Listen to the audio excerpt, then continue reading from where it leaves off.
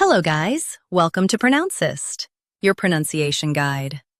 Today we will learn how to pronounce the word shown on the screen, cogitate.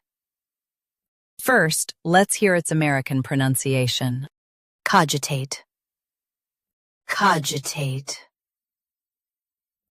Now, read the syllables of U.S. pronunciation shown on the screen naturally. Cogitate. Cogitate. Now, let's focus on British pronunciation of this word. Cogitate.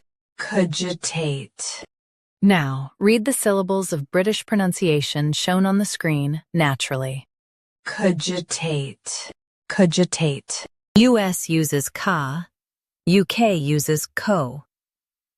Keep jutate the same. Practice repeatedly and you'll soon be able to say this word perfectly. The best way to practice is to repeat the syllable multiple times. The meaning of the word is to think deeply.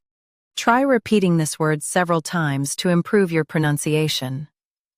We post daily videos on useful and commonly mispronounced words to help you speak clearly and confidently.